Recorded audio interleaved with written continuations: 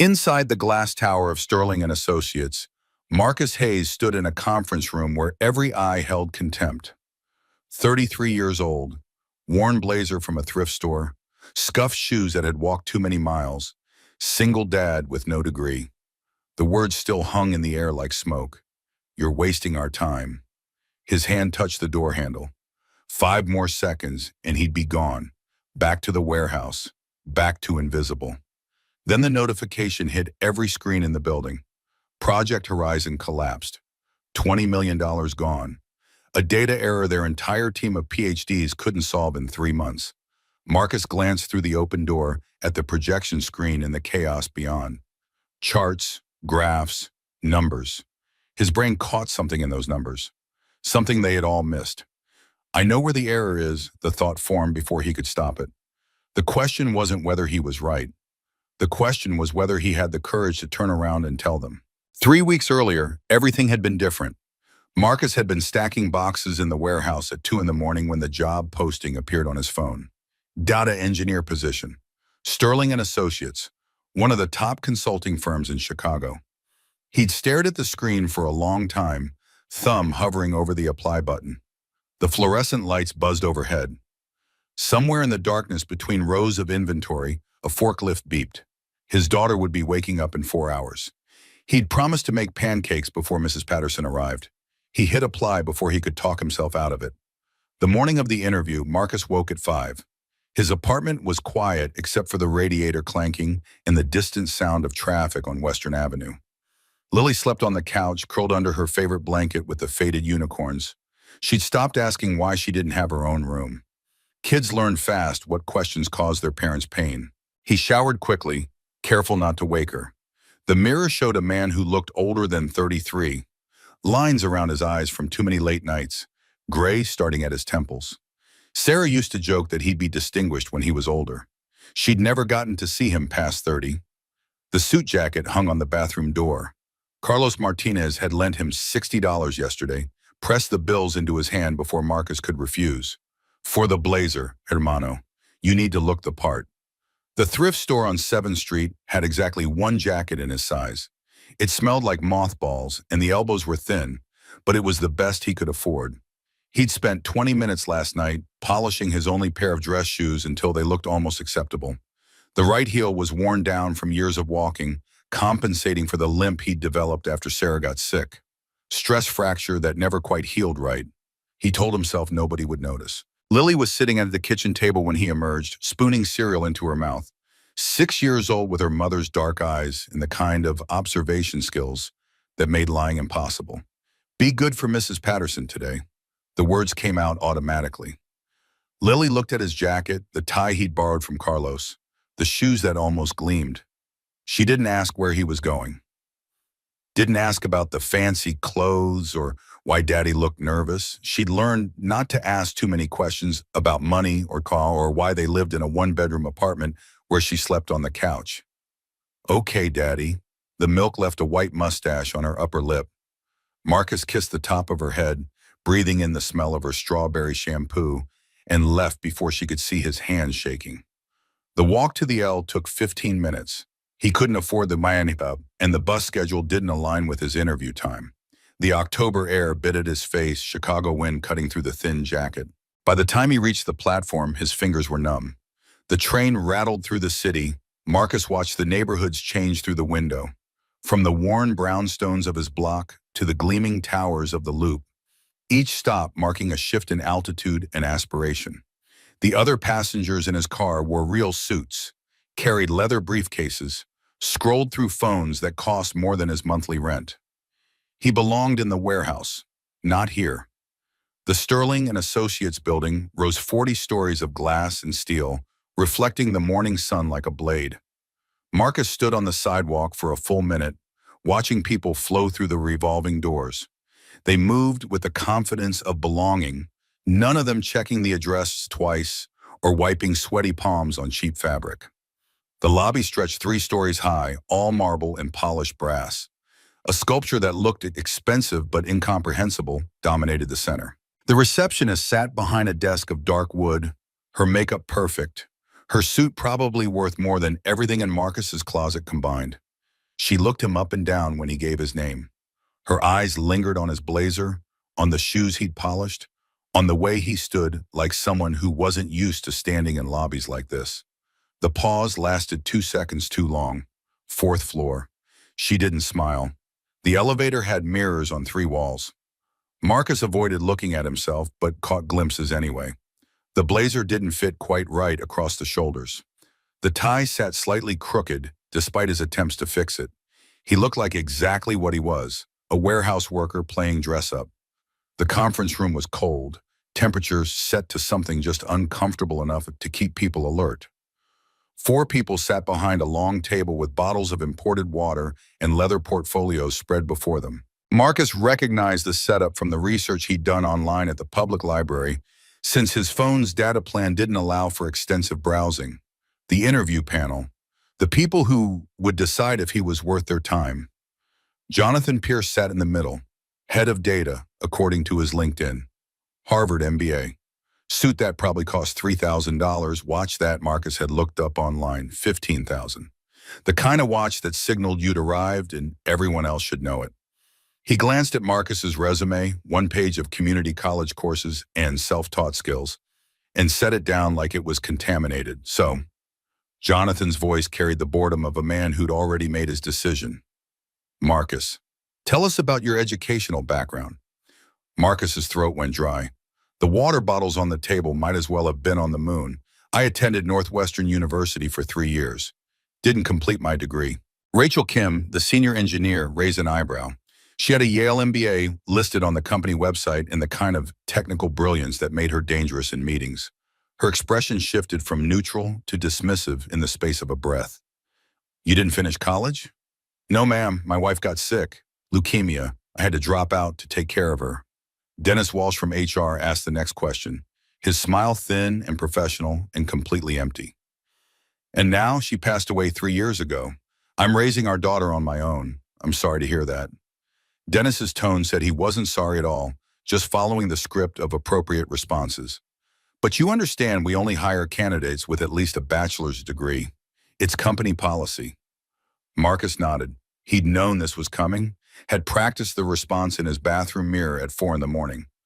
I understand, but I've been teaching myself data engineering for 6 years, every night after work. I've built projects, learned Python and SQL, studied machine learning algorithms. I passed your online assessment test. Jonathan leaned back in his chair, the leather creaking. A lot of people pass that test. It's basic screening.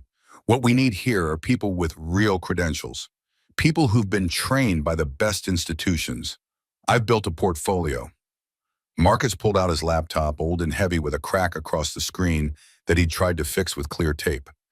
I can show you what I've worked on. Rachel barely glanced at it. This looks like something a student would make. I am a student. I'm just not in a classroom. Tell me about gradient descent. Jonathan's challenge came suddenly, designed to catch him off guard. Marcus explained it, the math, the concept, how it optimizes machine learning models by minimizing error through iterative steps. He'd studied this for months, sitting at his kitchen table while Lily slept, testing algorithms on data sets he'd found on Kaggle, debugging code until he understood every variable and parameter. The explanation flowed like water because he'd lived it, built it from scratch, made every mistake possible in the privacy of his 1-bedroom apartment. Jonathan nodded slowly, expression unchanged. That's textbook knowledge. Anyone can read that in a book. What about practical application? Real-world scenarios with messy data and impossible deadlines? I work 3 jobs to support my daughter. Marcus kept his voice quiet, level. I understand messy situations and impossible deadlines. Dennis wrote something in his notes. Why do you think you deserve to be here? This is one of the most competitive firms in the industry. We have candidates from MIT, Stanford, Carnegie Mellon. What makes you think you can compete with that? Marcus looked at the table, at the water bottles he couldn't afford, at the leather portfolios and the degrees framed in their LinkedIn profiles and the certainty in their eyes that he didn't belong. Because I need this job. The words came out steady despite everything. I need it to support my daughter, to give her something better than sleeping on a couch for the rest of her childhood, to show her that working hard matters, that you don't give up just because the world tells you you're not good enough. The room went quiet, not the good kind of quiet where they're impressed, the kind where they'd already made their decision before he walked in and were just being polite by letting him finish. Jonathan stood up, buttoning his suit jacket with the practiced motion of someone who delivered this speech many times. Look, we appreciate you coming in, we really do. But I think it's clear this isn't the right fit. We need people with credentials, with proven track records from reputable institutions. You understand? Marcus understood. He'd understood before he borrowed money for the blazer, before he practiced his answers in the mirror, before he applied to a position that was always going to be out of reach for someone like him. Thank you for your time. He gathered his laptop, the cheap case scratched and faded. Stood up, chair scraping against the polished floor. Nobody offered to shake his hand. The courtesy had been extended by letting him finish the interview. Catherine Reed, the CEO, sat at the end of the table. She'd been silent the entire interview, just watching with dark eyes that gave nothing away. Ice where everyone else showed mere cold. She was 38 according to the company bio, but carried herself with the kind of authority that made age irrelevant. 5 years ago, she'd built Sterling and Associates from nothing, taking clients from her former employer and assembling a team that dominated the Chicago consulting scene. She didn't stop him from leaving, didn't offer meaningless encouragement. Marcus walked to the door, his reflection caught in the glass walls. A man who didn't belong in buildings like this, who'd been foolish to think otherwise. His hand touched the door handle, metal cold against his palm. Then the sound hit, loud, urgent, coming from the conference room next door. The door burst open and 3 senior executives rushed out, faces drained of color. One of them was shouting into a phone, voice cracking with panic.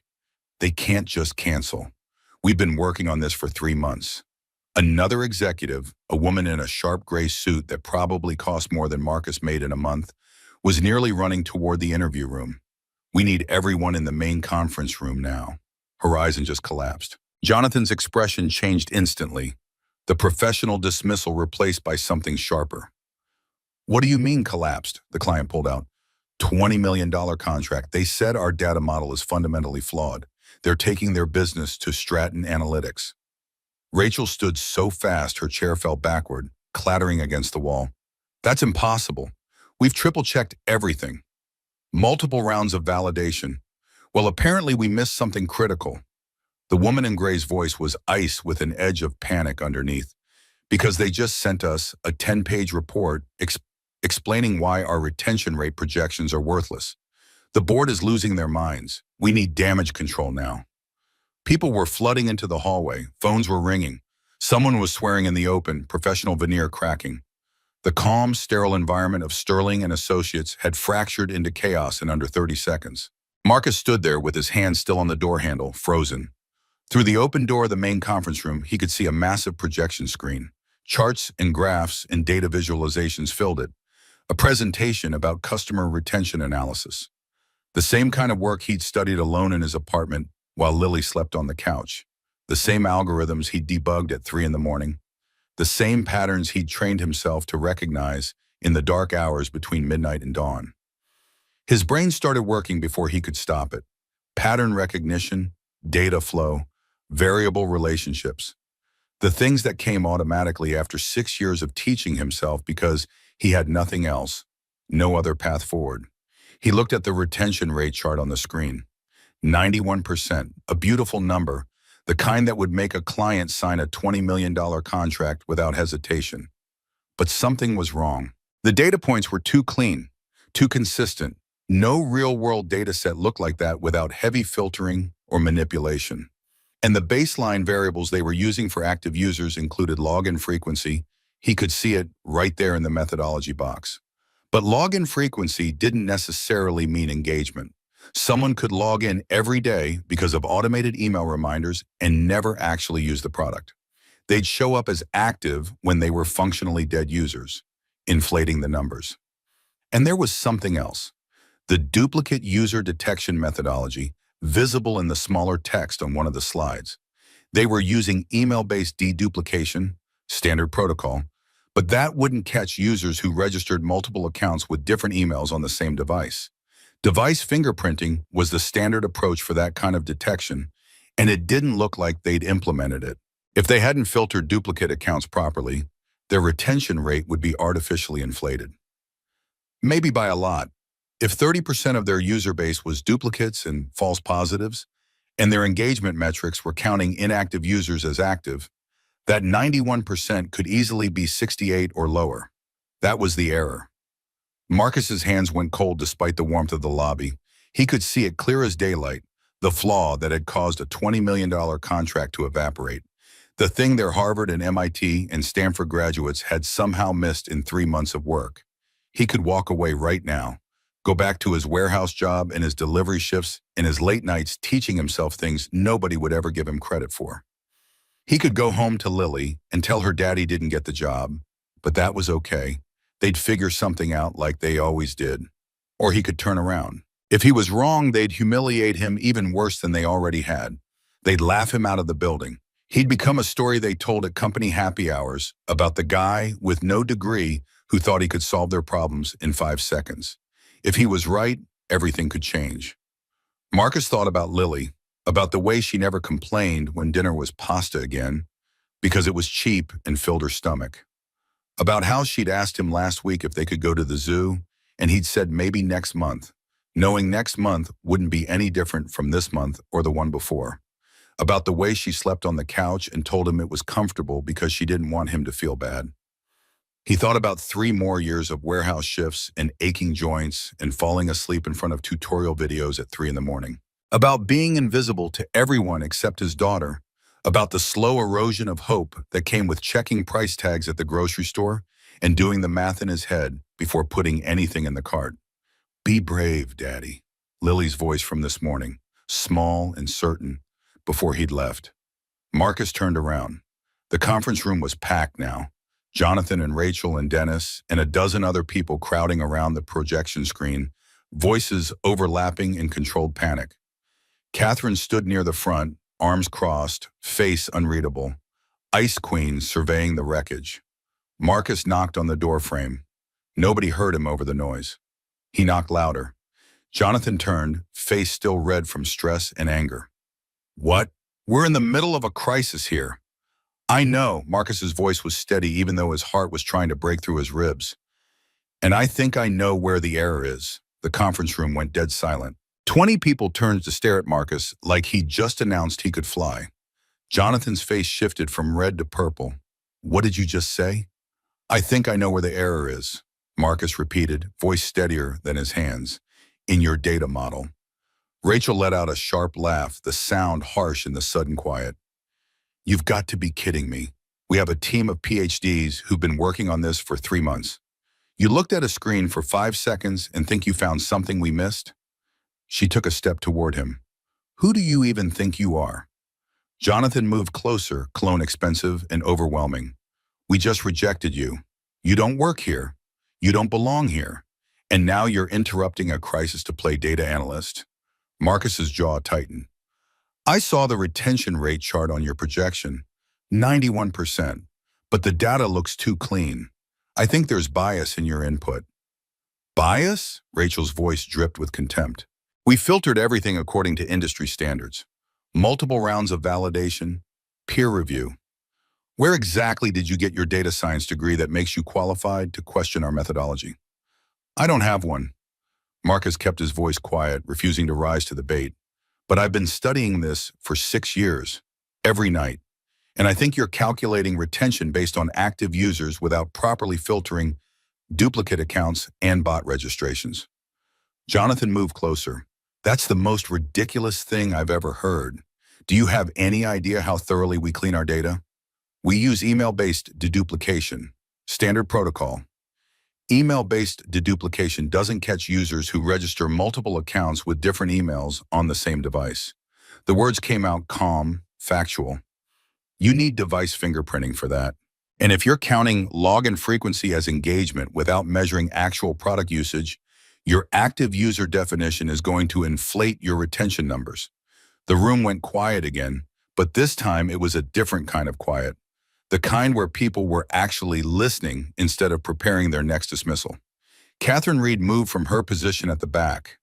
She'd been silent during the entire interview and through all the chaos. Now she walked slowly toward the front of the room, heels clicking against the marble floor. Everyone stepped aside for her, creating a path without conscious thought. She looked at Marcus for a long moment. Her face gave away nothing, expression carved from ice. You're saying our $20 million project failed because we didn't filter duplicate accounts properly. I'm saying it's a possibility worth checking, and you determined this from looking at a screen for 5 seconds. Marcus met her eyes, refusing to back down now that he'd committed.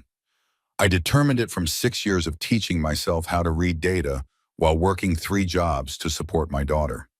Something flickered across Catherine's face, too fast to name.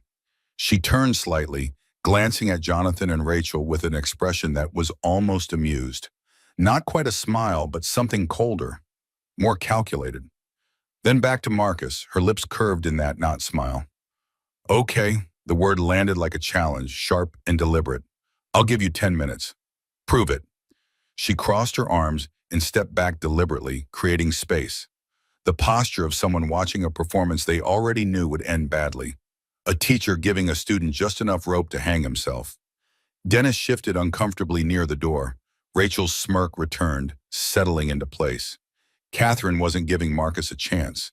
She was giving him a stage to fail on. 10 minutes for him to realize he was out of his depth. 10 minutes to embarrass himself so thoroughly he'd leave on his own and never come back. A lesson in knowing your place, delivered in front of witnesses. The room erupted. Dennis spoke first, voice strained. Catherine, you can't be serious. He's not even an employee. This is highly irregular. HR protocols. I'm the CEO, Dennis. Catherine's voice cut through the protest like a blade. Give him the whiteboard. Nobody moved. The room had frozen. 20 professionals caught between shock and disbelief. Give him the whiteboard. Not a request this time. Jonathan's face went rigid, jaw clenched so tight Marcus could see the muscle jumping. He stepped aside with sharp, angry movements. Rachel crossed her arms and leaned against the wall with an expression that said she was watching a car crash in slow motion and couldn't look away. Dennis pulled out his phone and started typing notes, probably documenting this for HR purposes, building the case for why this was Catherine's mistake when it all fell apart. Marcus walked to the whiteboard. His legs felt like water, like he was walking through a dream where the floor might give way any second. 20 pairs of eyes burned into his back. The marker was cold and heavy in his hand, the weight of it somehow more than it should have been. 10 minutes, 600 seconds to prove he wasn't delusional. To prove 6 years of late nights and tutorial videos and practice data sets meant something. To prove he belonged in this room with these people who had every reason to believe he didn't. He wrote the first formula, handshaking, and the numbers came out wrong. The marker squeaked against the board. He erased it, tried again, but his hand wasn't cooperating and his mind was moving too fast or too slow. He couldn't tell which. The pressure crushed down on him like a physical weight, like he was underwater and running out of air. Behind him, someone coughed. It sounded suspiciously like a laugh, quickly covered. Marcus wrote the equation for calculating retention rate. Basic stuff, first-year statistics, but his mind was moving too fast and his hand too slow. The marker kept squeaking against the board in a way that made his teeth hurt. Each stroke a small failure. This is painful to watch. Rachel's mutter wasn't quiet enough, deliberately so. Jonathan checked his watch, the movement exaggerated. 5 minutes gone. Marcus's vision started to blur. The numbers on the board swam together, bleeding into each other. He'd studied this. He knew this, could do it in his sleep. But standing here under these lights with these people watching him fail was different from sitting alone in his apartment with Lily asleep on the couch. Different from the safety of knowing nobody was judging whether you belonged. He thought about going back to that apartment tonight, about telling Lily that Daddy didn't get the job, that the important thing he had to do didn't work out, about another year of warehouse shifts and delivery routes and checking the prices at the grocery store before putting anything in the cart, about being invisible. His hand stopped moving. Then he thought about the look on Lily's face last week when he'd promised they'd go to the zoo next month. The way she'd smiled even though they both knew next month wouldn't be different. The way she believed in him even when nobody else did, even when he wasn't sure he believed in himself. Be brave, Daddy. Marcus erased the entire board, the white powder falling like snow. Jonathan announced the time remaining. 4 minutes. Marcus started drawing, not formulas this time, but a diagram. The flow of data from input to output, each stage represented by a box, each connection by an arrow. He marked where Sterling was pulling their user information, how they defined an active user, what variables they were tracking. His hand moved faster now, muscle memory taking over from conscious thought. Then he circled the gaps, the places where their methodology broke down. No device fingerprinting, just email deduplication, which meant users registering multiple accounts with different emails would be counted as separate unique users. He wrote the number 31% next to it, his best estimate of the inflation that would cause. Login frequency as the primary engagement metric, which meant users who logged in because of automated email reminders but never actually used the product would be classified as active. Another inflation point, impossible to quantify precisely without seeing the raw data, but significant. No segmentation between high-value and low-value users, which meant they couldn't see that their most valuable customers might be leaving at higher rates than their overall numbers suggested. Hidden churn in the metrics that mattered most. He drew arrows showing how each gap compounded the others. How a 31% duplicate rate combined with false engagement signals could make a 68% retention rate look like 91%. The math wasn't complex, just overlooked, hidden in assumptions they'd all made together. Time. Jonathan's voice cut through the silence. Marcus put down the marker. His shirt was soaked through with sweat, sticking to his back. He turned to face the room, every eye on him. I didn't have time to recalculate everything. His voice came out rough, throat dry. But if you check your raw data using device fingerprinting instead of just email deduplication, and if you measure actual product engagement instead of just login frequency, I think you'll find your retention rate is significantly lower than 91%, probably somewhere in the high 60s. Nobody spoke. Jonathan stared at the whiteboard, face gone from purple to a sick gray color that meant he was seeing something he didn't want to acknowledge. Rachel pulled out her laptop, fingers moving fast across the keyboard. She wasn't smiling anymore, wasn't showing contempt. Her expression was concentrated, focused, the look of someone running calculations in their head.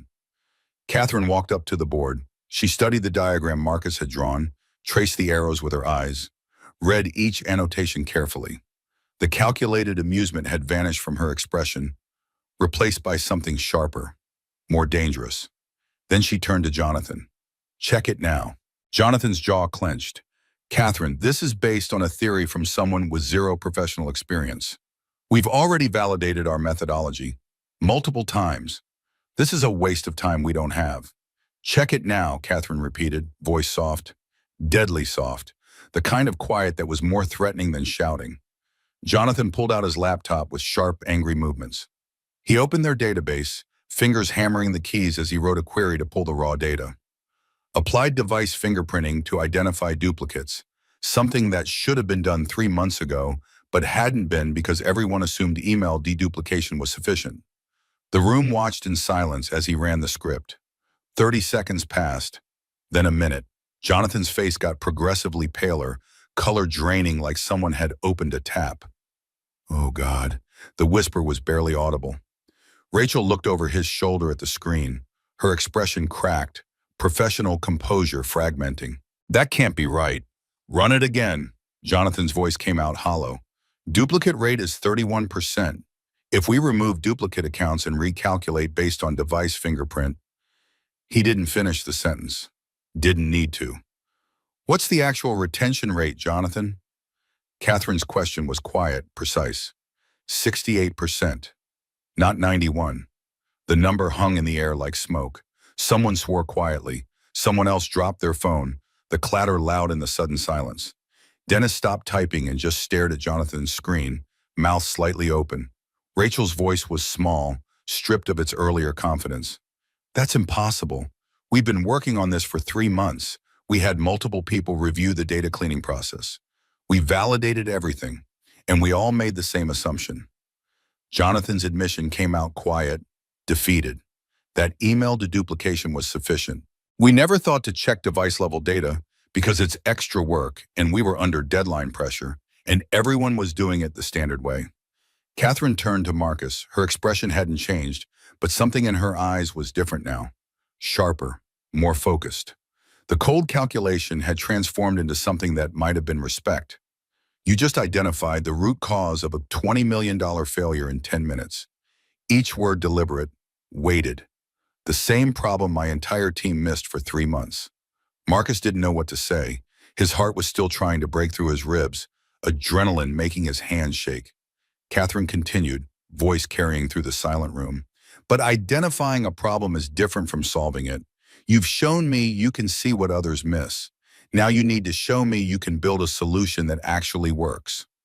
She let that sink in, the implications spreading through the room like ripples. Then she said the words that would change everything. I'm giving you 3 weeks. Build a new model. Prove it works. If you succeed, you stay. If you fail, I personally walk you to the door. The room exploded. Dennis spoke first, voice rising.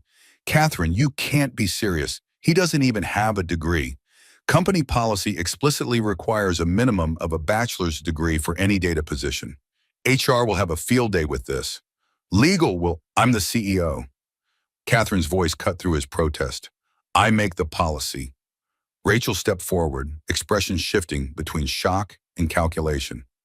3 weeks to rebuild an entire data pipeline? That's not just difficult, it's functionally impossible. We have systems, dependencies, security protocols. He doesn't even have proper access credentials. Database permissions alone will take days to process, then get him credentials. Catherine's tone suggested this wasn't open for debate. Jonathan's voice was tight, controlled fury barely contained. This is insane. We're in crisis mode. And you want to gamble on someone with no professional experience and no degree? What happens when he fails? Because he will fail. This isn't a classroom exercise. This is real work with real consequences. A $20 million hole that we need to fix with actual professionals, not then you'll have 3 weeks to prepare a backup plan. Catherine finally looked at Jonathan, meeting his anger with ice. But I'm giving him the chance. Jonathan, assign him a workspace. Rachel, make sure he has access to the necessary tools and databases. Dennis, handle the paperwork for a 3-week contractor agreement. She turned back to Marcus. 21 days starting now. Show me what you can do. Then she walked out of the conference room. The door closed behind her with a soft click that sounded like a judge's gavel, final and absolute. Marcus stood there holding a whiteboard marker and trying to understand what had just happened. 21 days. 3 weeks to build something their entire team couldn't build in 3 months. 3 weeks to prove he wasn't just lucky, wasn't just someone who'd spotted one obvious thing that should have been caught earlier. Jonathan moved close, voice low and cold enough that only Marcus could hear. Let me be very clear. You got lucky. You spotted something obvious that we overlooked because we were working at scale, dealing with 100 other issues simultaneously. But building a functioning data pipeline in 3 weeks? He paused, letting the impossibility sink in. You're going to crash and burn, and when you do, I'll make sure everyone knows that this was Catherine's mistake, not ours.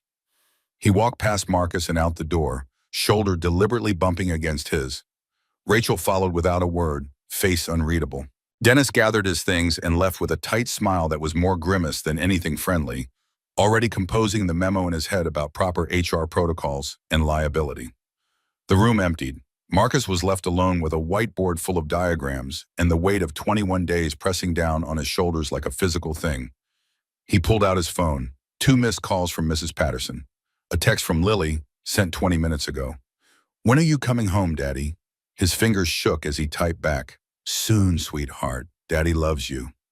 Then he put the phone away and looked at the whiteboard, at the arrows and circles and numbers that had just changed his life. For better or worse, he didn't yet know. The sun was setting outside the glass walls, Chicago skyline turning golden. Somewhere 40 floors below, people were heading home to families and normal lives. Somewhere in a 1-bedroom apartment across the city, his daughter was probably drawing pictures or watching cartoons or asking Mrs. Patterson when Daddy would be home. 3 weeks, 604 hours, 36,240 minutes to prove he belonged in a world that had spent his entire adult life telling him he didn't. Marcus picked up the marker again and got to work. Day one was hell from the first moment. They gave Marcus a desk in the corner of the open workspace, wedged between the printer that jammed every third job and the emergency exit that people slammed through whenever the fire alarm test ran. No office, no privacy, just a small table with a chair that squeaked and a view of everyone who wanted to watch him fail. Jonathan dropped a hard drive on the surface with enough force to make the desk shake. Over 2 million rows of raw data, 3 months of collection, and exactly 0 instruction manual. 21 days, figure it out yourself. This is your test. Rachel walked by twice in the first hour. Both times she looked through Marcus like he was furniture, something beneath notice. Other employees stared openly, whispered to each other behind monitors and in the break room. Marcus caught fragments of conversation that weren't meant to stay quiet. Who's that guy? Catherine's charity case. I heard he doesn't even have a degree. This is what happens when diversity initiatives go too far. Marcus put in earbuds and started working. The music helped block the noise but couldn't quite cover the weight of 24 professionals deciding he didn't belong. 6 hours just getting system access. The documentation was scattered across multiple internal wikis, each requiring separate login credentials. The database permissions took 3 different approval requests, each one routing through managers who took their time responding because he was temporary, not worth prioritizing. The Python libraries he needed weren't installed on his machine, and the IT ticket took 2 hours to get a response that basically said, figure it out yourself. By midnight, Marcus had written basic scripts to clean the data. The office was empty except for the cleaning crew and one analyst 3 rows over who worked vampire hours. The fluorescent lights hummed. The city lights of Chicago spread out below the windows. Distant and cold. By 3 in the morning, he'd identified the duplicate accounts and removed them from the sample data set. His eyes burned. Coffee had stopped helping 2 hours ago, but the model skeleton was taking shape, the architecture forming in his mind faster than his fingers could code it. By dawn, he'd built a framework for the new approach. The sun came up pink and gold over Lake Michigan, light spilling into the office. Marcus put his head down on the desk for what was supposed to be 5 minutes and woke up 2 hours later with a stiff neck and the cleaning crew vacuuming around him. Day 2 was worse in ways that took longer to recognize. Every system Marcus touched seemed designed to fight him. Database queries timed out after 30 seconds, too short for complex operations. Code that worked perfectly on his laptop failed on the company servers with cryptic error messages. File permissions blocked his access to critical data sets, routing him through approval processes that would take days. Around lunch, Marcus noticed something odd. The query log showed someone had accessed his work files. Modified timestamps on scripts he'd written, changes to permissions on folders he'd created. Small things, easy to miss if you weren't looking. Someone was trying to slow him down. He couldn't prove it, couldn't report it without sounding paranoid. Instead, he added encryption to his files and worked faster. Sleep became something other people did. Day 3, late evening. Marcus was alone in the office, everyone else gone home to families and lives that didn't involve proving they deserved to exist in a space. His phone buzzed. Carlos Martinez. Thought you could use real food, hermano. Carlos appeared 10 minutes later with a bag from Chipotle, the smell of carnitas and cilantro cutting through the office smell of recycled air and desperation. He wore his work clothes, grease stains on the knees from lying under cars all day. Real work. The kind that left marks. Thanks, but I need to keep working. Carlos sat down anyway, unpacking the food. And you need to eat. 5 minutes. They ate in silence for a moment. Marcus hadn't realized how hungry he was until the food hit his stomach. Lily asked me something today. Carlos kept his voice neutral, but the weight was there underneath. She wanted to know if her daddy was going to leave her like her mommy did. Marcus's hands froze halfway to his mouth. She said that? She's 6 years old, Marcus. She's scared. Mom died, now dad's gone all the time. In her head, the pattern's starting to repeat. The burrito turned to ash in Marcus's mouth. He'd thought he was fighting for Lily, building something better. But from her perspective, from the height of a 6-year-old who'd already lost one parent, it just looked like abandonment. Carlos leaned forward. I'm not saying quit. I'm saying remember why you're doing this. His voice dropped, carrying weight. Sometimes the most important thing a man does isn't proving he's right to the world. It's showing up for the people who need him. The words landed like a punch to the solar plexus. Marcus pulled out his phone and called immediately. Mrs. Patterson answered on the third ring. Is everything okay? Can I talk to Lily? She's getting ready for bed, but hold on. The pause felt eternal. Then Lily's small voice came through, careful and quiet. Daddy, hey baby, I'm sorry I haven't been home. It's okay. But her voice said it wasn't, carried the weight of a child trying to be brave for a parent who was already struggling.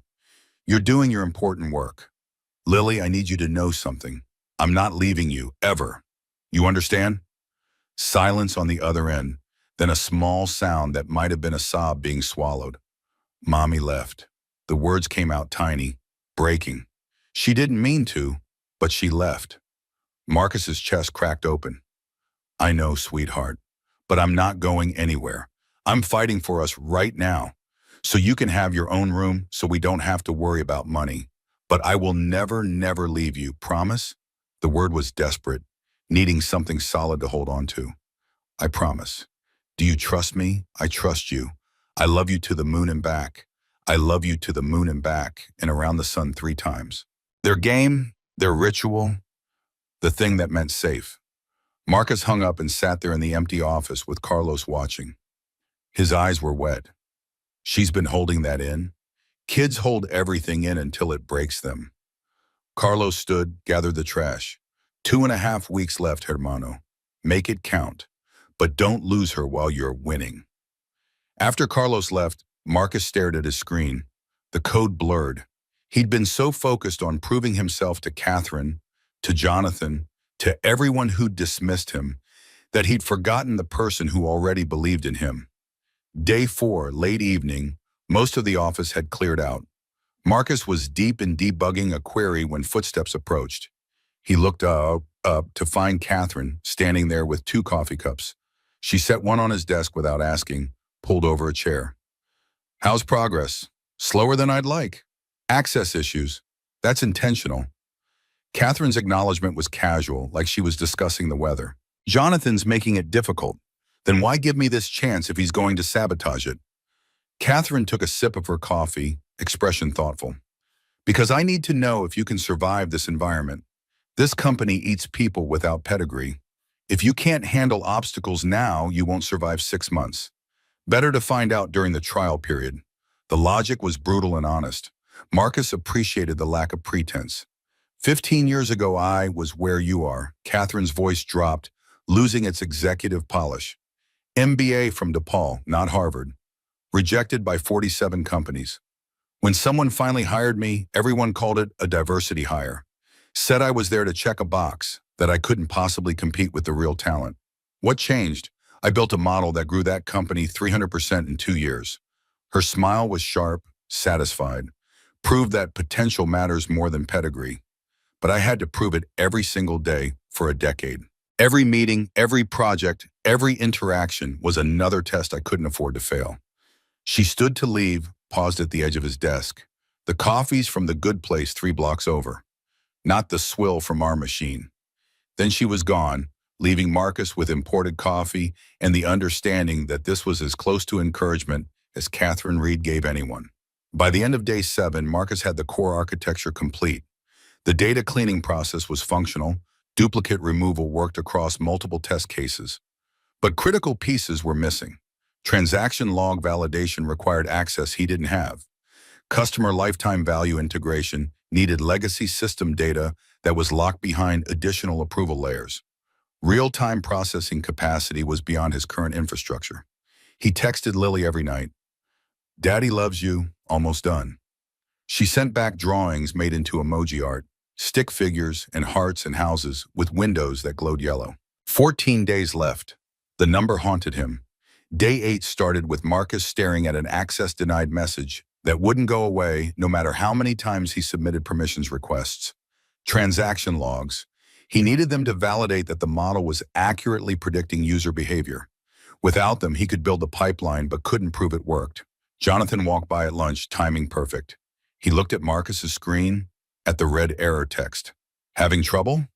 Transaction logs. I need them for validation. Those require level 3 clearance. Jonathan's explanation was helpful on the surface, malicious underneath. You're level 1 temporary contractor. You'll need to submit a request through the security team. How long does that take? Usually 5 to 7 business days. Marcus's stomach dropped. I have less than 2 weeks left. Jonathan shrugged, the gesture eloquent. Should have thought of that before you made promises you couldn't keep. He walked away, leaving Marcus with a problem that didn't have a good solution. Without transaction logs, the model was incomplete. With the approval timeline, he'd run out of days before gaining access. By evening, Marcus had found a workaround. An older backup of the transaction logs that didn't require level 3 clearance, buried in an archive folder that technically anyone could access but nobody knew existed. The data was 3 months out of date, far from ideal, but better than nothing. He ran validation tests until his eyes burned and the cleaning crew started their rounds. The model worked on historical data, predicted user churn with 83% accuracy, better than the old model's 76%. Progress. But there was a problem he couldn't ignore. A critical variable was missing: customer lifetime value data from the legacy CRM system. Without it, the model couldn't distinguish between high-value customers who were about to churn and low-value customers who didn't matter as much to retention strategy. It was the difference between a good model and a great one. The difference between Catherine believing in him and showing him the door. Marcus submitted an access request for the legacy CRM. Got an automated response. Request received. Estimated processing time, 5 to 7 business days. He put his head in his hands. The math was brutal. 7 days for approval, 6 days left until presentation. No matter how he calculated it, the numbers didn't work. Day 11, late night. Marcus was alone in the office, everyone else having abandoned the building hours ago. He tried everything he could think of. Called AT, emailed the database administrator, left voicemails that went unreturned. Nobody responded on a Tuesday night to a temporary contractor's access requests. Rachel appeared at his desk without warning. Marcus tensed, expecting more dismissal. I looked at your code. She didn't sit, stood with arms crossed, defensive posture. Long silence stretched between them. It's good, better than good. The architecture is elegant. Marcus was too surprised to respond immediately. Thank you. I'm not helping you. The clarification came fast, like she needed to establish that boundary. But I'm also not actively sabotaging, not anymore. What changed? You remind me of myself 10 years ago. Rachel's voice went quiet. When I first came here. Yale degree, but still had to prove myself every day. Jonathan convinced me that protecting the status quo was better than supporting talent. He made it about loyalty, about the team, about maintaining standards. And now I think I was wrong. She looked away toward the windows in the city beyond. He's been accessing client data without proper encryption. I noticed it last week but didn't say anything because it was easier not to. But if you're actually building something better, if this isn't just Catherine's experiment, she trailed off. It's not an experiment, it's my life. Rachel nodded once. Watch your file permissions. Jonathan's been in your directories. He doesn't have direct sabotage in him, but he'll slow you down anywhere he can legally justify it. She left before Marcus could say more. The conversation felt like a door opening slightly. Not enough to walk through, but enough to see light on the other side. Day 12, 9 at night, Mrs. Patterson called.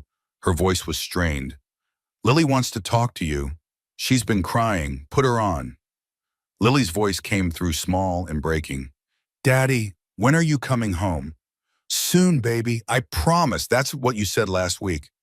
Accusation and hurt mixed together. I miss you. I drew you a picture, but you're not here to see it. Marcus's throat closed. Tell me about the picture. It's you and me at the zoo, with elephants. We were going to go, remember? I remember. Are they being mean to you at work? The question came out careful, like she'd been thinking about it for days. Is that why you can't come home? It's not that simple, baby. Do you still want to come home? The fear underneath the words was raw, the terror of a 6-year-old who'd already learned that people leave more than anything. Marcus's voice broke. I'm building something for us, so things can be better. I don't need better. Lily was crying now, really crying. I just need you. The words destroyed him. Carlos had been right. He'd been so focused on winning that he'd forgotten. Winning didn't matter if Lily was broken at the end of it. Can you hold on a little longer? Just a little more? I'll try. But the word held doubt. Catherine appeared in the doorway as Marcus hung up. He didn't know how long that she'd been standing there. You called your daughter. Not a question. She misses me. Catherine sat down in the chair across from him. The overhead lights were off, only his desk lamp and the city glow through the windows providing illumination. It made her look softer, more human. You need the CLV data. Yes. But access takes 5 days minimum. I'm out of time. Catherine pulled out her phone, typed something. A minute later, Marcus's email pinged. Access granted. Legacy CRM system. All permissions. He stared at the notification. Why now? Why not earlier? I needed to see if you'd quit. Catherine's honesty was brutal. If you'd blame the system and walk away, or if you'd find workarounds and keep fighting. You were testing whether I'd break. I was testing whether you understood what it takes to survive here.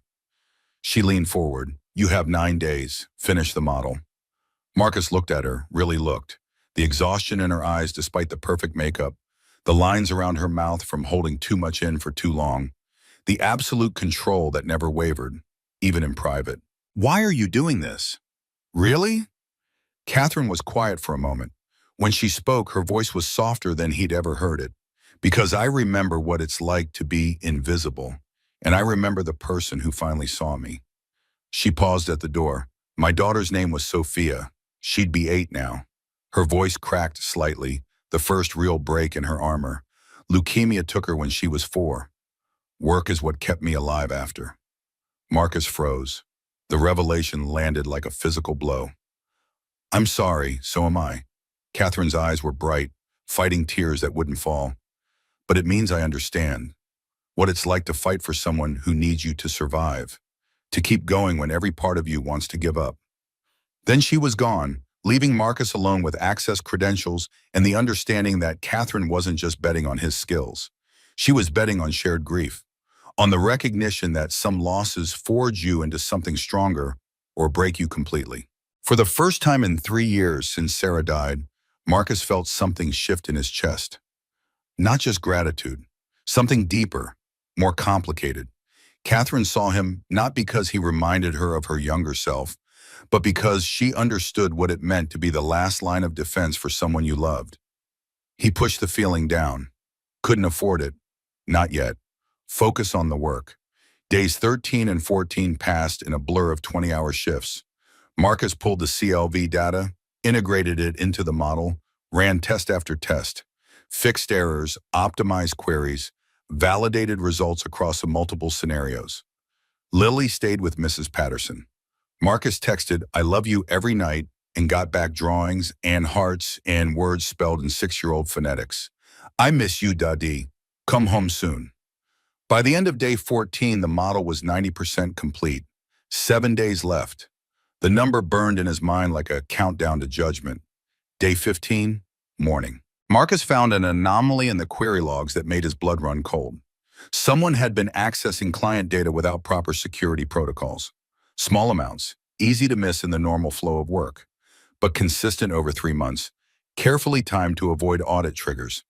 The IP address traced back to the internal network. Someone inside Sterling was feeding information to competitors. It explained why Stratton Analytics had known exactly where to hit, which weaknesses to exploit. They'd had inside help. Marcus traced the access patterns, senior-level credentials, database permissions that required executive authority. The list of people with that kind of access was short, and at the top of it sat Jonathan Pierce. Day 17, Marcus sat in his corner surrounded by evidence he didn't want to see. The data leak wasn't massive, wouldn't show up in routine security sweeps, but it was deliberate, targeted, designed to give Stratton just enough advantage to steal clients without triggering internal alarms. If he reported it now, the presentation would be delayed. The company would go into crisis mode, investigations, board meetings, legal reviews. His 3-week window would evaporate. If he stayed silent, the leak would continue. More clients lost, more damage done. 4 days until presentation. Marcus stared at the evidence on his screen and made the only choice he could live with. He went to Catherine's office at 10 at night. Her assistant was long gone. Catherine worked alone, desk lamp creating a pool of light in the darkness. Marcus knocked on the glass door. Catherine looked up, saw his face. What happened? I found something. Not about the model. He showed her the evidence. The access logs, the patterns, the careful routing that disguised the theft. Catherine's face went stone cold, expression shifting from focused to absolutely lethal in the space of a breath. How long has this been happening? 3 months. Small amounts each time, but consistent. Do you know who? But her tone said she already knew. Someone with senior level access. Database permissions that require, it's Jonathan. Catherine's words cut through his explanation. Marcus stopped. You knew? I suspected. Couldn't prove it. She stood, walked to the window overlooking Chicago. The skyline glittered in the darkness. 40 stories of glass and steel and ambition. He's been feeding information to Stratton, his former employer. They offered him a CTO position if he brought clients. Why not fire him? Board loyalty. Catherine's voice was bitter. His uncle sits on the board. I needed proof that would stand up to their scrutiny. You just gave it to me, but if we act now, we can't. Catherine turned back to face him. Not until after your presentation. If we move now, Jonathan will sabotage everything. Claim the data leak investigation proves the company is unstable, that hiring you was a desperate move that backfired. The board will use it as ammunition to question my judgment. So we let him keep stealing? For 4 more days. Yes. The decision clearly cost her, but her voice didn't waver. Can you finish the model in that time? With him still here? Yes. Catherine studied him for a long moment. Why do you trust me? The question caught Marcus off guard. He thought about it, really thought. You brought me coffee at 3 in the morning. You told me about Sophia. You see me when everyone else looks through me. Catherine stepped closer. Not far, just enough that the space between them felt charged with something unnamed. I see you because you remind me of who I was. Hungry, brilliant, underestimated. The air in the office felt thick. Marcus was suddenly aware of how close they were standing, how the darkness outside made the space feel private, intimate. I don't know how to do this. Catherine's admission was quiet, vulnerable in a way he'd never heard her. Be CEO and something more. I don't either. Marcus's voice was barely above a whisper. Be engineer and something more. Maybe we figure it out together. Something passed between them, an understanding that went beyond words. The moment stretched, electric with possibility. Then Catherine's phone buzzed on her desk. She glanced at it, stepped back. 4 days, Marcus. Finish the model. The moment broke. Catherine returned to her desk, back to CEO mode. But something had shifted, and they both knew it. Days 18 and 19, Marcus worked around the clock. The model was coming together, each piece clicking into place. Jonathan watched him, suspicious now, feeling the walls closing in. Rachel left documentation on his desk without comment. Small acts of assistance she couldn't quite bring herself to acknowledge openly.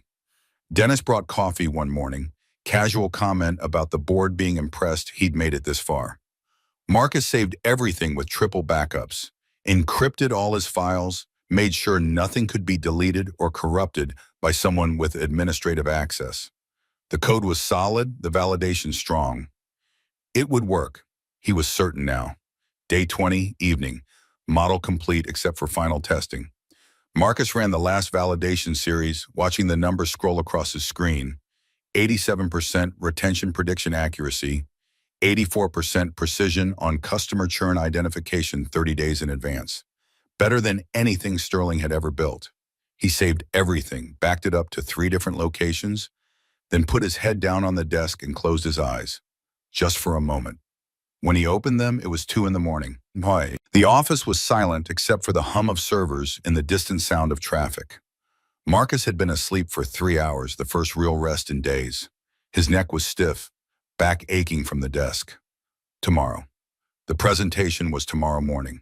8 a.m., board members and executives, and Robert Harrington, the client who'd pulled the $20 million contract.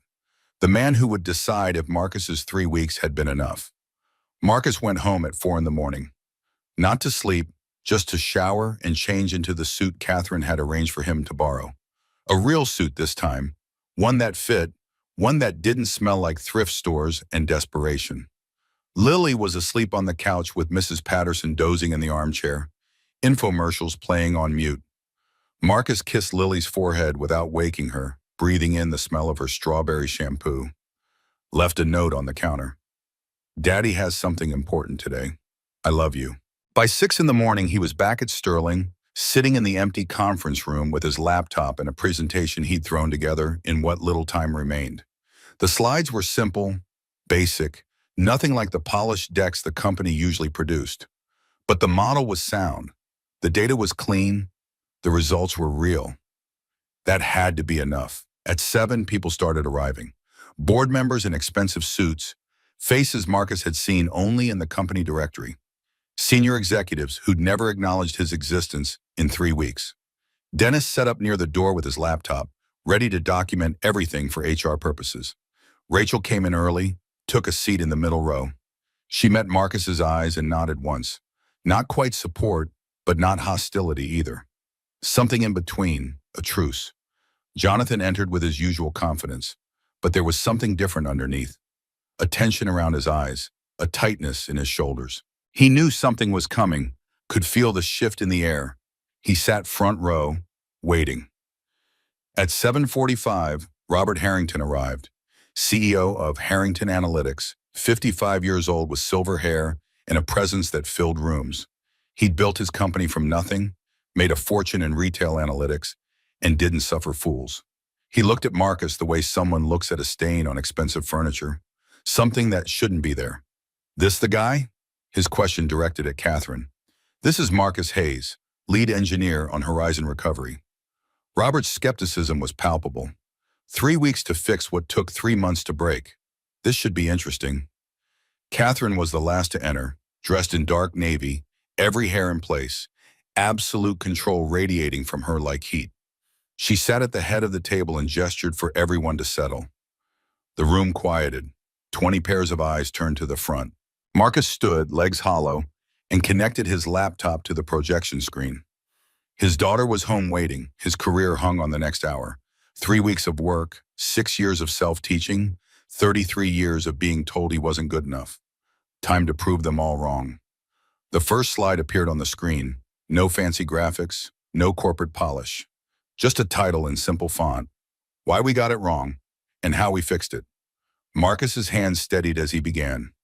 3 weeks had prepared him for this moment, or destroyed him. Time to find out which. 3 weeks ago, this company told a client their retention rate was 91%. That number was based on careful analysis by experienced data scientists with advanced degrees from the best schools in the country. He paused, letting the room absorb that. It was also completely wrong. Robert Harrington shifted in his seat. Jonathan's jaw tightened. Catherine's expression remained neutral, but Marcus caught the slight tension in her shoulders. The error wasn't in the model itself, it was in the input. He clicked to the next slide showing the data flow diagram. We were measuring active users based on login frequency, but logging in doesn't mean engagement. Someone can log in every day because of automated email reminders and never actually use your product. They're counted as retained users when they're functionally gone. One of the board members leaned forward, older man with sharp eyes. That's basic methodology. Surely we accounted for that. We thought we did.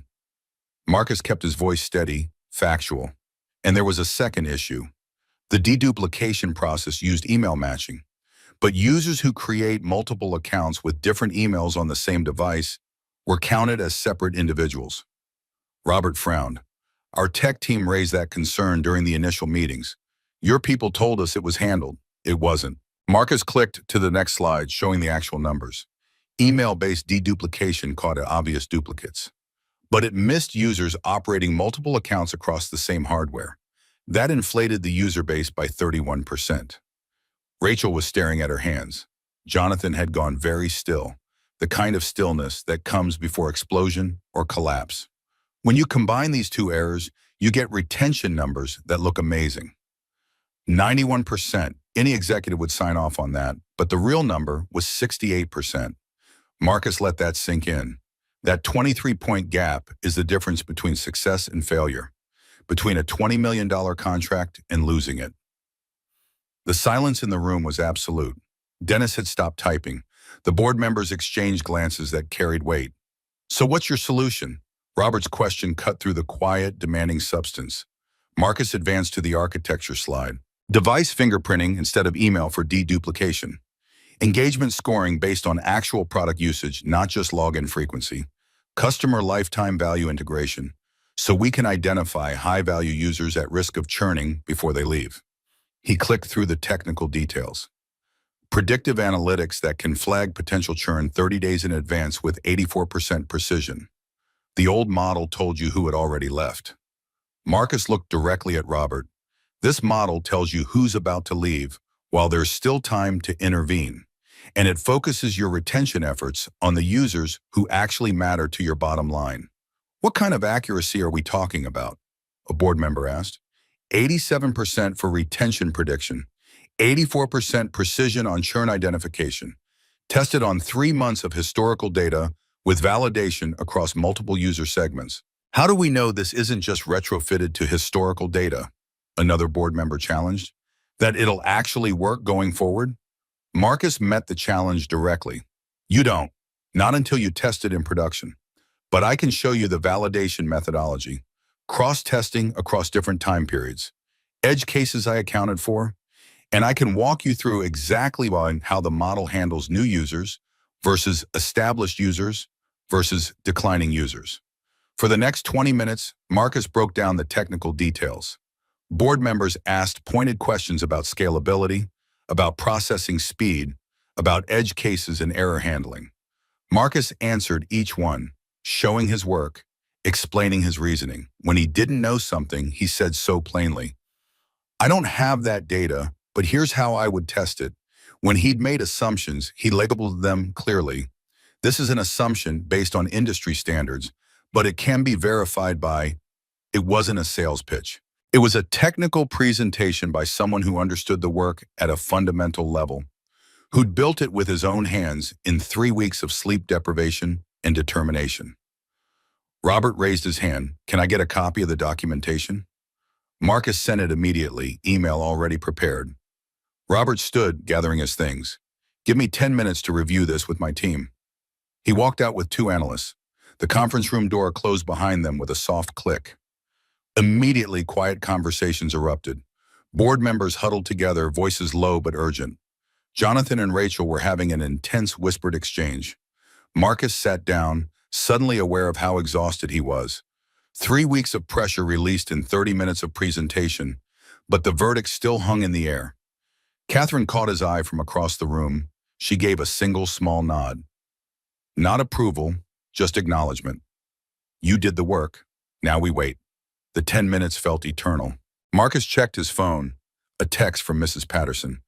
Lily wants to know how it went. What should I tell her? Tell her Daddy did his best. Love you, sweetheart. He typed back, then added, see you soon, promise. When Robert returned, his expression was carefully blank. He sat down, looked directly at Marcus. I've reviewed your methodology with my team. We have questions about scalability for larger data sets, concerns about real-time processing under peak load conditions.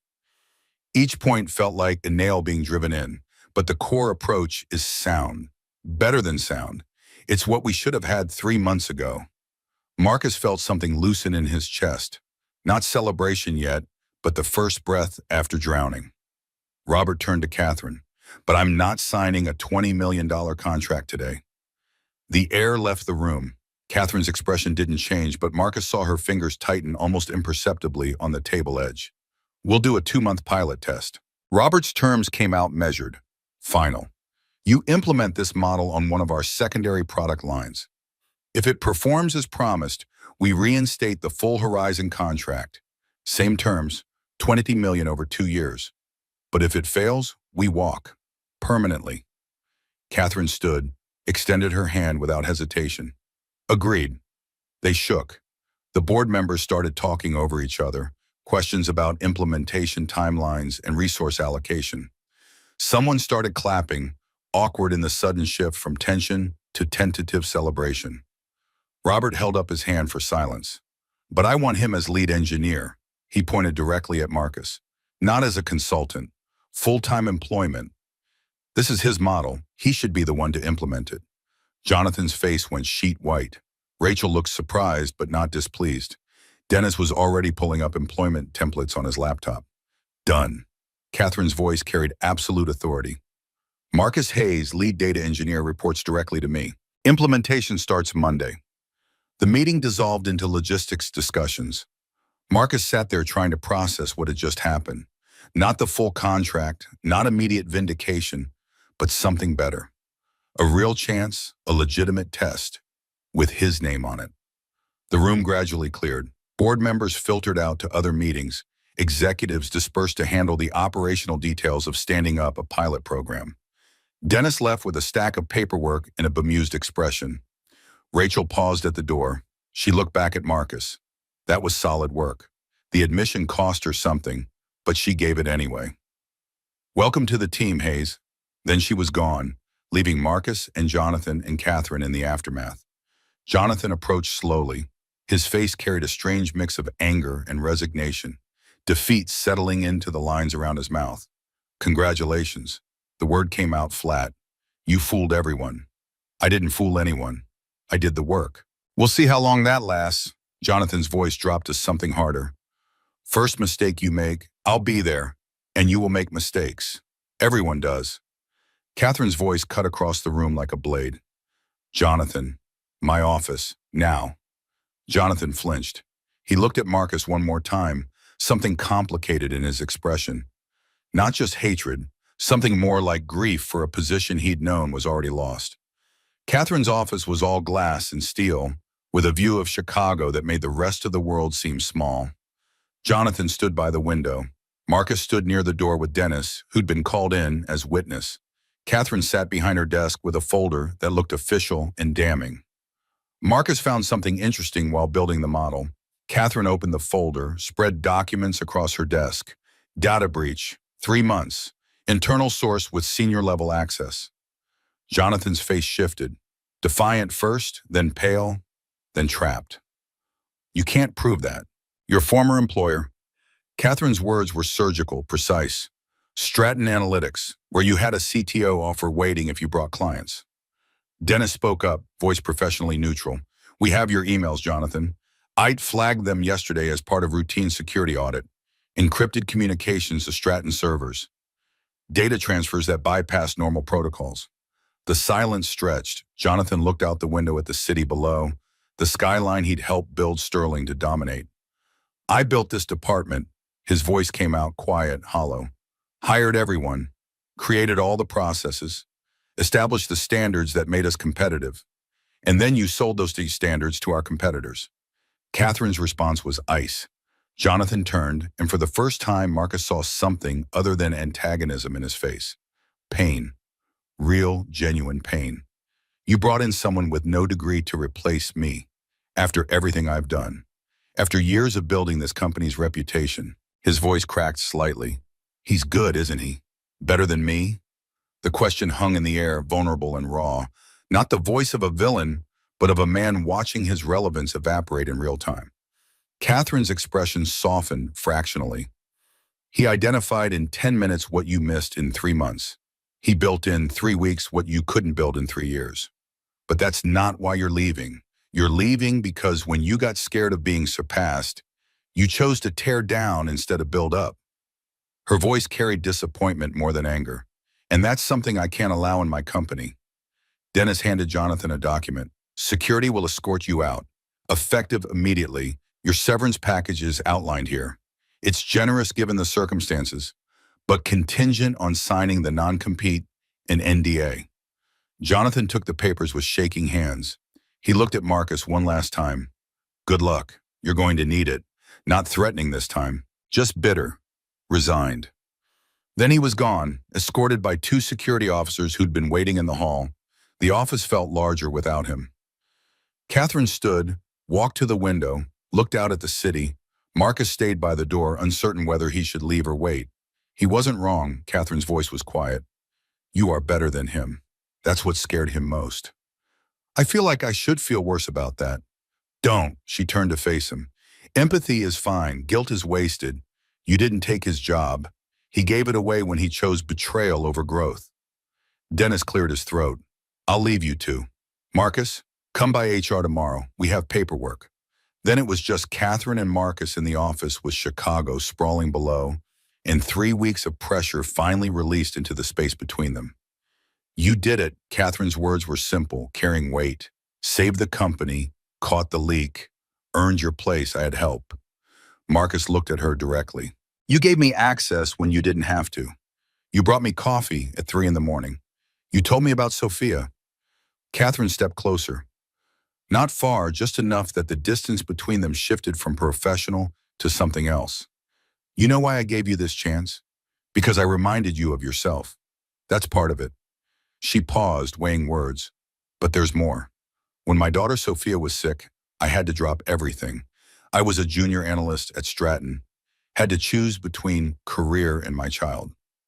Her voice dropped lower, more vulnerable. I chose Sophia. They fired me, said I wasn't committed. 3 years watching her fight leukemia, and when she died, I had nothing. No job, no career. Just grief. Marcus waited, letting her find the words. Someone gave me a chance when I had no credentials left. Just determination. Catherine's eyes were bright. That person was Robert Harrington. He hired me 15 years ago when nobody else would. I built his company's first data infrastructure. When I left to start Sterling, he was my first client. The revelation clicked into place. The whole thing was a test. He wanted to see if you'd do for someone else what he did for you. And you proved I was right. Catherine smiled, real smile instead of the calculated one she used in meetings. I've been CEO for 5 years, built this company from nothing. But I've been alone the entire time. Work kept me alive after Sophia. She looked at him directly. But it's not life. It's just survival. Marcus stepped closer. They were near enough now that he could smell her perfume, something subtle and expensive. I see you, Catherine. Not just the CEO, the person who brought coffee because she knew what it meant to fight alone, who told me about her daughter because she understood loss. I don't know how to do this. Catherine's admission was barely above a whisper. Be the person who runs this company and the person who wants... She trailed off. Marcus finished for her. Something more? Yes. I don't either. Be the engineer proving himself every day and the father and the man who... He stopped. Catherine reached out, fingers brushing his hand. Who feels something he hasn't felt in 3 years? Since Sarah died, yes. The moment stretched between them. Electric and terrifying and full of possibility. Almost a kiss, but not quite. Something held them both back. Fear of loss, fear of hope, fear of wanting something that could be taken away. Catherine's phone buzzed on her desk. The spell broke. She stepped back, professional mask sliding into place. Board meeting in 5 minutes. We need to discuss pilot implementation. Right, of course. But they both knew something had shifted. The door had opened just slightly, enough to see what might be on the other side. Saturday dinner? Catherine's question came out casual but careful. If you want, you and Lily, I'd like to meet her. She's the reason I'm here, I know. That's why I want to meet her. Marcus smiled, real smile for the first time in 3 weeks. We'd like that. Catherine gathered her materials for the meeting. HR tomorrow. Monday you start implementation. 2 months to prove the model works in production. Understood. And Marcus? She paused at the door. Thank you for showing me that taking chances on people still matters. Then she was gone, leaving Marcus alone in the office with Chicago below and a future that suddenly seemed less like survival and more like living. Dennis met Marcus in the hallway with a folder thick with documents. Employment contract. Lead data engineer position. Salary is $125,000 annually. Benefits start day 1. Stock options vest over 4 years. Performance bonuses tied to the pilot results. Marcus took the folder with hands that didn't quite feel real. $125,000, more money than he'd made in the last 3 years combined. There's something you should understand. Dennis's voice dropped, becoming more human than HR professional. This won't be easy. Rachel will question your decisions. Board members will be watching everything. Some people will always see you as the guy who got hired without credentials. I know. Catherine already told me. Then you also know you'll have to prove yourself every single day. Dennis smiled slightly. But between us, I'm glad you're here. Company needed someone willing to challenge assumptions. Marcus signed the papers. His signature looked strange on the official documents, like he was signing someone else's name. Monday morning, 7 a.m. Your office is on the 40th floor. Dennis handed him a keycard. Welcome to Sterling and Associates, Mr. Hayes. Marcus left the building at 2 in the afternoon. The October sun was bright. Chicago stretched around him in all directions. 3 weeks ago, he'd walked into this building certain he didn't belong. Now he was walking out with an employment contract and a future that felt possible. He called Mrs. Patterson from the sidewalk. Is Lily there? She's doing homework. You want to talk to her? Yes, please. A rustle of movement, then Lily's small voice. Daddy. Marcus's throat went tight. Hey, sweetheart, how would you like to go to the zoo today? Really? The word exploded with joy. Really, really, really? Daddy finished his important work. We can go see the lions and the elephants and get ice cream. Can we get 2 scoops? Marcus smiled through tears. We can get 3 scoops if you want. Lily squealed with delight, the sound pure and perfect. I'll get ready. Hurry home, Daddy. One more thing, baby. How would you like your own bedroom? With walls you can paint any color? Silence on the other end. Then quietly. For real? Not pretend? For real. Everything's going to be different now. You did it. You won. Lily's voice was awestruck, believing in her father's invincibility again. We did it. You kept believing in me when I stopped believing in myself. I always believe in you, Daddy. I know. That's what saved me. Marcus picked up Lily an hour later. She burst out of the apartment door and threw herself into his arms with enough force to nearly knock him over. She changed into her favorite dress, the one with flowers that she saved for special occasions. The zoo was crowded with Saturday families, kids running between exhibits, parents chasing with snacks and wipes and infinite patience. Marcus and Lily walked slowly, stopping at every animal, reading every placard. She wanted to know everything about the elephants, how much they weighed, what they ate, whether they remembered things like people said. Do they miss their families when they're far away? I think they do, but they also learn to be happy in new places. Lily processed this. Like us? We were sad about Mommy, but now we can be happy again? Marcus stopped walking, knelt down to her level.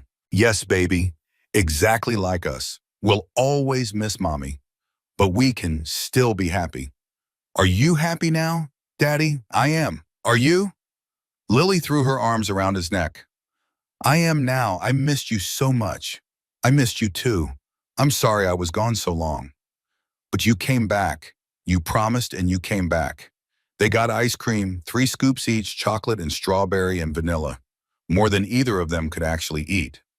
Lily got it all over her dress and face and hands. Marcus didn't care. The sticky happiness was worth dry cleaning. They sat on a bench outside the elephant habitat as the sun set, Lily leaning against his shoulder, exhausted and content. The Chicago skyline was visible in the distance, the Sterling building among them, 40 stories of glass reflecting the orange light. 3 weeks ago, Marcus had been stacking boxes, borrowing money for thrift store blazers, telling Lily maybe next month about the zoo. Now his daughter had 3 scoops of ice cream melting down her chin and the promise of her own room. Now he had a job title and a salary that meant stability. Now he had a chance at something that looked like a life instead of just survival. Daddy? Lily's voice was drowsy. Are the mean people gone now? Some of them. And the ones who are left aren't so mean anymore. Good. I don't like people being mean to you. Me either, sweetheart. But sometimes people are scared and that makes them mean. It doesn't excuse it, but it helps to understand it. Were you scared? Terrified. But you did it anyway. I had to. For you. Lily was quiet for a moment, then very seriously. You know what Mommy used to say? She said brave isn't not being scared. Brave is being scared and doing it anyway. Marcus's eyes burned. Your mom was right about that. She was right about you too. She said you were the strongest person she knew. The tears fell then. Couldn't stop them. Sarah's voice in their daughter's words, reaching across 3 years of absence to remind him who he was. I love you, Lily. To the moon and back. I love you to the moon and back, and around the sun 3 times and to all the stars. Their ritual had evolved, grown larger. Room for more love, more distance, more possibility. They stayed until the zoo closed, then took the train home. Lily fell asleep against his shoulder, ice cream stains and pure contentment. Marcus carried her up the stairs to their apartment, the building looking different now. Not home forever, just home for now. They could move, find a two-bedroom in a better neighborhood, give Lily the room she deserved. Everything was different. Everything was possible. 6 weeks later, Marcus stood in the Sterling boardroom presenting pilot results. Robert Harrington sat at the head of the table with 8 board members and Catherine. The numbers on the screen told the story. Model accuracy in production, 89%. Better than the 87 we tested in development. Marcus clicked through the results. Predicted customer churn with 86% precision. Saved $4.2 million in retention costs over 2 months. Robert nodded slowly. That's significant improvement over historical performance. The model scaled better than expected. Real-time processing under peak loads stayed within acceptable parameters. Edge cases we didn't anticipate in development were handled gracefully by the fallback systems. A board member spoke up. What about false positives, customers flagged as at risk who weren't actually leaving? 14%, within industry standards and significantly lower than comparable systems. Robert stood. Based on these results, Harrington Analytics is reinstating the Horizon contract. Full $20 million, same terms as originally negotiated. Applause around the table. Catherine allowed herself a small smile. Marcus felt the weight of 2 months lift off his shoulders. After the meeting, Marcus found Rachel in the break room. She was making coffee, movements efficient and practiced. Nice work on the pilot. She poured a second cup without asking, handed it to him. Your architecture handled the load better than I expected. Your documentation helped. The edge case handling you left on my desk that first week saved me a lot of debugging time. Rachel was quiet for a moment. I wasn't sure you'd notice that. I noticed. Thank you. I'm still not convinced you should be lead engineer without a degree. Her honesty was blunt but no longer cruel. But I'm also not convinced that matters as much as I used to think it did. You do good work, Hayes. That counts for something. It wasn't friendship, but it was respect, hard-earned and genuine. Marcus's team met in his office every morning. 3 junior engineers, all fresh out of college, all watching him with varying degrees of skepticism and hope. One of them raised his hand like they were in class. Is it true you don't have a degree? It's true, but you're lead engineer on a $20 million project because I spent 6 years teaching myself every night while working 3 jobs. Because I learned to solve real problems with messy data and impossible deadlines. A degree would have helped, but the work is what mattered. And another engineer, young woman with Yale on her resume, asked the harder question. How do we know you're not just lucky, that you didn't just spot one obvious thing and get promoted beyond your capability? You don't know yet. Marcus met her challenge directly. I have to prove it to you every day, just like you have to prove to me that Yale taught you something beyond how to interview well. We're all proving ourselves constantly. That's how this works. What if we make mistakes? Then you learn from them. I don't care where you went to school. I care that you solve problems, treat people with respect, and keep learning. Do those things and we'll work well together. They nodded, still uncertain but willing to see where this went. Saturday evening arrived with the nervousness of a first date. Marcus's new apartment was in Lincoln Park. 2 bedrooms. Lily's room painted the pink she'd chosen with absolute certainty. She'd spent the last hour changing outfits, asking if each one was pretty enough for meeting Miss Catherine. You look beautiful no matter what you wear, sweetheart. But this is important. You like her. Marcus knelt down to Lily's level. I do like her. Does that bother you? Lily considered this seriously. Is she nice? She is. Is she nice to you? Because some people weren't nice and that made me sad. She's very nice to me. She helped me when nobody else would. Then I think I'll like her too. The doorbell rang. Marcus answered to find Catherine standing there with Thai food and visible nerves. She'd dressed casually, jeans and a sweater, trying not to look like a CEO meeting her lead engineer's daughter. Lily appeared from behind Marcus. You're Miss Catherine. Daddy talks about you. Catherine smiled, genuine warmth instead of professional polish. Good things, I hope. He says you're really smart and pretty. Lily's announcement was matter-of-fact, 6-year-old honesty without filter. Marcus felt his face burn. Lily. Catherine laughed, the sound free and unguarded. Well, your daddy is pretty smart and handsome too. Lily giggled, warming immediately. Come see my room, I painted it myself. Well, daddy helped, but I picked the color. She grabbed Catherine's hand and dragged her toward the bedroom, chattering about the zoo and her drawings and how she had her own bed now instead of the couch. Catherine looked back at Marcus with an expression that said help, but also, this is perfect. Dinner was Thai food spread across the living room floor because Lily insisted it was more fun that way. They ate pad thai and spring rolls while Lily explained her drawings in exhaustive detail. Catherine listened with the same focus she brought to board meetings, asking questions, remembering details. This one is you and Daddy at the zoo. And who's this? Catherine pointed to a third stick figure.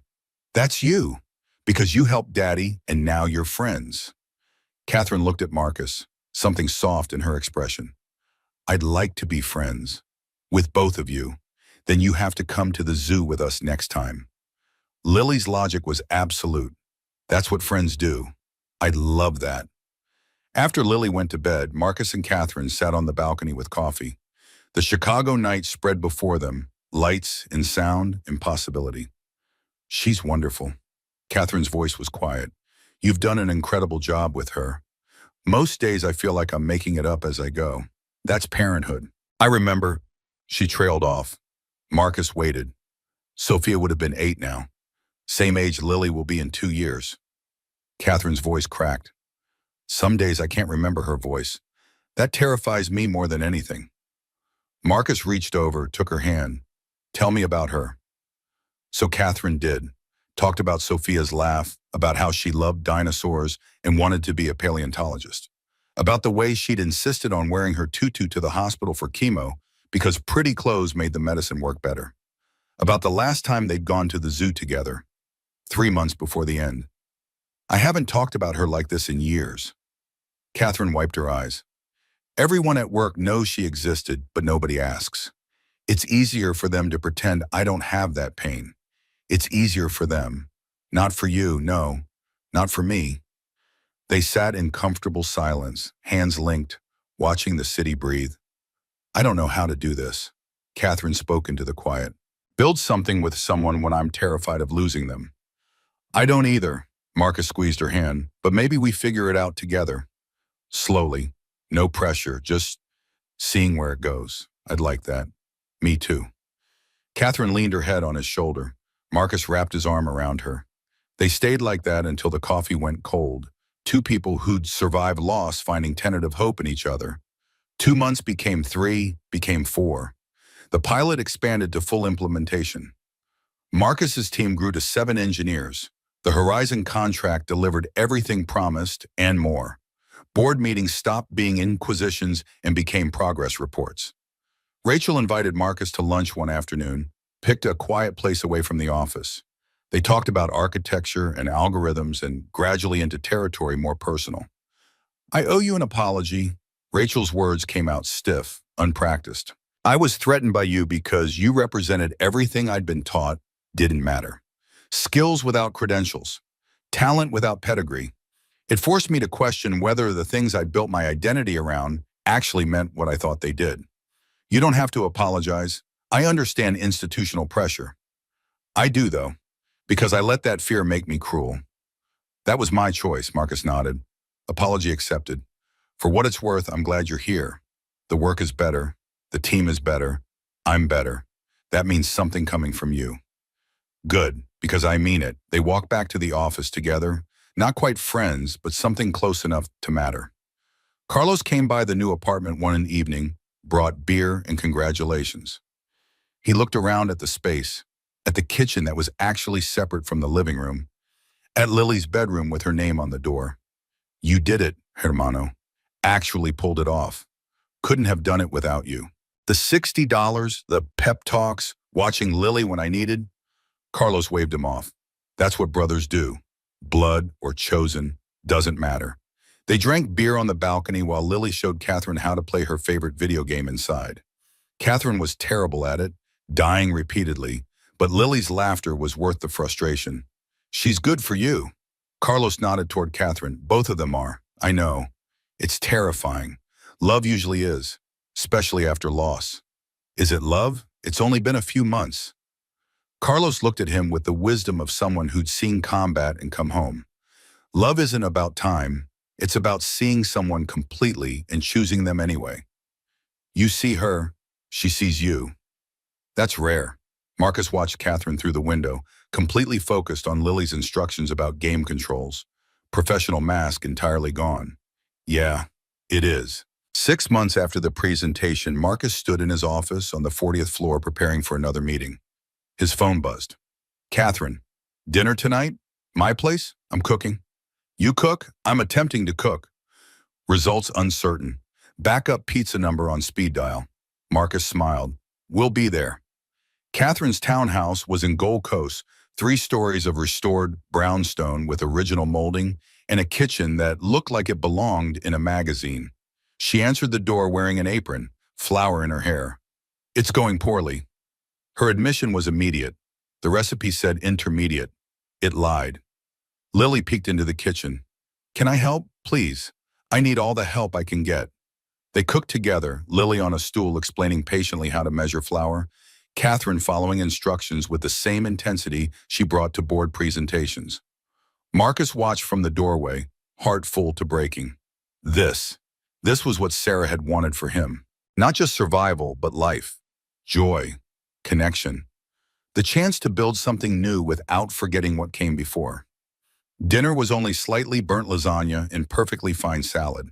They ate at Catherine's dining table, Lily telling stories about school, Catherine sharing carefully edited work anecdotes. Normal, domestic, good. After Lily fell asleep on Catherine's couch, too comfortable to want to leave, Marcus and Catherine stood in the kitchen doing dishes. I need to tell you something. Catherine's voice was careful. I'm falling in love with you, with both of you, and that terrifies me because I know how much it hurts to lose people. Marcus set down the dish towel, pulled her close. I'm terrified too, but I'm also tired of letting fear make decisions. Sarah used to say that brave isn't not being scared. Brave is being scared and doing it anyway. Your wife was wise. She was. And she'd tell me that wasting this chance because I'm afraid would be the real tragedy. Catherine looked up at him. So what do? We try. We build something together. We figure it out as we go. Even though it's scary, especially because it's scary, the good things usually are. Marcus kissed her then, properly kissed her for the first time. 6 months of tension and possibility resolving into certainty. When they broke apart, Catherine was crying. Happy tears. In case you were wondering. Good tears are allowed. They stood there in her kitchen, holding each other, while Lily slept peacefully in the next room, and Chicago breathed around them. 2 people who'd lost everything finding courage to build again. Marcus remembered standing outside Sterling 6 months ago, hand on the door handle, deciding whether to turn around. The moment that changed it everything. Not because he was special or chosen or destined, because when the world told him he didn't belong, he chose to prove it wrong. Success isn't about credentials or pedigree or the right schools. It's about the willingness to fight when everyone tells you to quit. About people who are brave enough to give you a chance, and brave enough to take a chance on them back. From warehouse worker to lead engineer. From rejected to essential. From alone to this, Catherine's arms, Lily's laughter, a life that felt earned. The journey wasn't over. There would be more challenges, more proving himself, more moments of doubt. But Marcus had learned something in those 3 weeks of hell. He belonged anywhere he decided to fight for. And he was done being invisible.